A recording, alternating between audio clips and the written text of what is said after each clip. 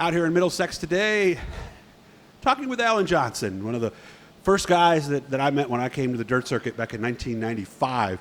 And, of course, by then he had already been pretty well established. So in this one here, as we stand in front of the first new car that Alan's going to debut at some point this summer in quite some time, we're going to go back to how it all started. Well, you're just a little older than me. I'm 59. I think you're just a few years older than me. You don't have to tell me if you don't want to. Yeah, 63. 63, okay. So, yeah, we went to school in the 70s. It was a different time, guys. What got you into racing? What was your first exposure to racing? As far as cars go, when I was a kid, my dad used to take us to the pavement races, as he used to build some, he used to build motors, and we'd go watch his customers run, and he'd help them out. So that was how I first started watching this type of racing, but that was all pavement. And then And when would that have been? What year do you think, if you had to guess? that was like the late 60s. Okay, so you were 8, 9, 10 years old, Early something like 70s maybe, yeah. that? Okay. Obviously you took a liking to it right away, or did you? Well, I was more the two-wheel type person. I had bikes all my life and did a little bit of racing there. And this dirt deal come up was just out of the blue for me. My dad had a customer that had a car put together, and my dad had the motor shop, and my dad offered the motor for us to give a try. Mm-hmm. And that's how it started. Yeah, because I remember motocross back in the early 70s was huge. They had that movie, I remember, On Any Sunday. Remember that one? Oh yeah, I used to flat track at Paradise over here in Geneva. We used to have 25, 30 bikes in a class. Mm-hmm. We'd start the race 3 rows deep. Yeah. It was pretty cool. It was pretty big. Mm-hmm. Yeah, and as a like kid, it is now, but. As a kid with Evel Knievel, I mean, I could see why you got into two-wheel stuff, right? Yeah, well, my dad always had the property up here, so, we always had, and things were different over in Henrietta, too. It wasn't as grown as it is now, so, we could ride bikes where we wanted to ride bikes. Okay. So where was the first race for you in four wheels? Weesport. Okay. Yeah. And this was, how old were you? 16. 16, Yeah. okay. Any practice coming in, nothing like that? Maybe just drive the car around the yard? Is that about it? We went the week before and made a few laps around the track. Okay. But that was about it. I was pretty green. How'd the first night go? Do you remember? The first night, everybody must have qualified, or I don't know if everybody qualified or not, but I did. And I can remember it well. I was 3 or 4 laps down and finished 12th, so I guess not too many cars finished, but Almost got top 10. yeah, yeah. When 12 cars finish, I guess. Yeah. But the following week, started up front and ended up 5th. Wow. My second time out, so yeah, it was quite exciting. I took to it. I remember took to it pretty good, but I had a lot of experience there. I rode bikes there. I raced bikes there, and I raced stonebills there. So car was just kind of an extension of running there, really. A lot of people who've done motorcycles tell me that, yeah, there's not a lot of things that are commonalities that you could say, but the one thing is you used to slide around. Is that true? Well, yeah, and you could take a bike racer or a snowmobile racer and put them in a car, but you can't take a car racer and put them on a bike or a snowmobile. So, it's just you learn from that standpoint to a car. It's a lot easier than trying to go the other way. When you got to the race car after all those years on bikes, was it like, wow, this is it, I love this, or did that take some time? Yeah, it took some time. So you didn't love it right away? I like the bikes better. Yeah? Yeah. I grew up with bikes, and I like the bikes better. But we started to do better. It took a while, but we started to run better. And then, you don't like it when you're not running well. We weren't running well for a while. None of us knew what we were really doing. And Tom Ewing there, he had the car, but he came from pavement.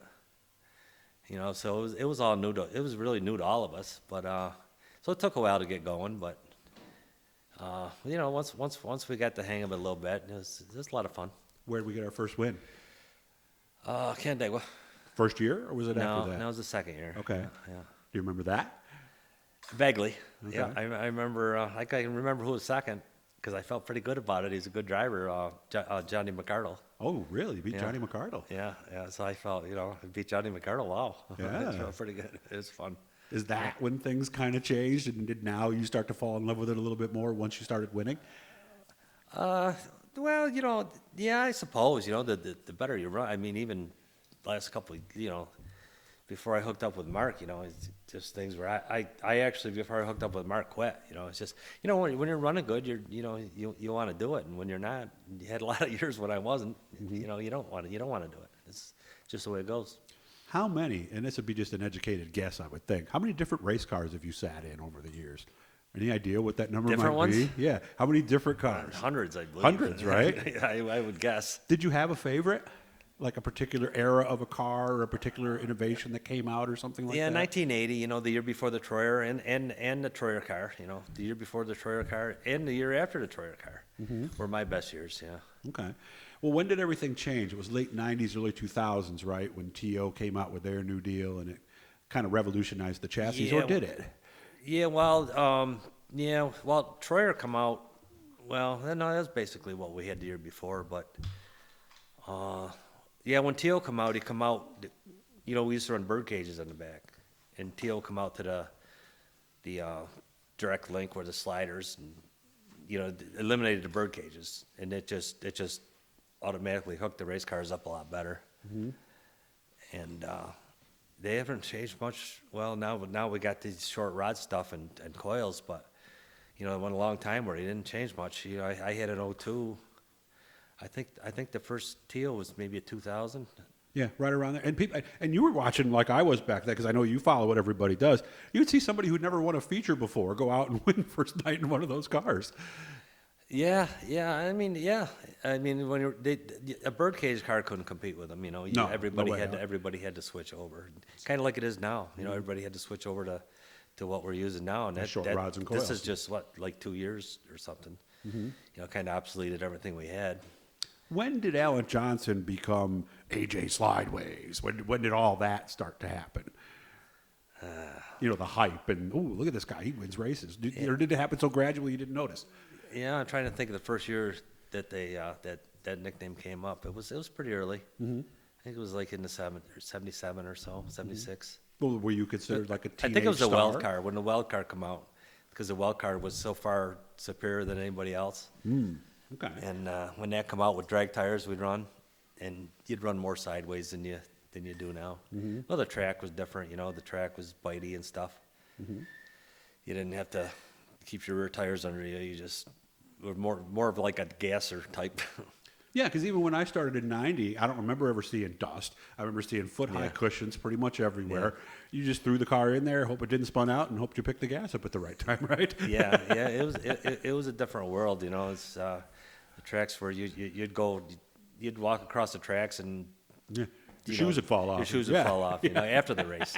Yeah, it's still tacky afterwards. Yeah. I remember seeing dust for the first time going, what the heck is going on here? So after all those years and all those wins, what is it that keeps you going at age 63? Well, once you're into it and that's all you know, you just, luckily I was I could make enough money every year to keep going. I just, that's, and you love doing it, that's for sure. And, it's just, I just couldn't see myself doing anything else. Who would Alan Johnson be if he hadn't found racing, do you think? Boy, that's a pretty scary thought. Like I told you, I don't know. Be a mechanic somewhere or something, maybe. Who knows? Maybe I would have got into my dad's business and kept that going. Been an engine builder or something like that. That was a pretty good business at the time. Maybe I would have got into that. Building motors. I don't know. Who knows? Never gave it a thought. Just started racing right out of high school and been doing it ever since. Well, it's good spending time with you today, man. Love the shop out here, and we'll see you on Saturday night. Mark's got a great thing going here. Yeah. Wish you all the best, man. Seriously. Yeah, all right, thanks. All right.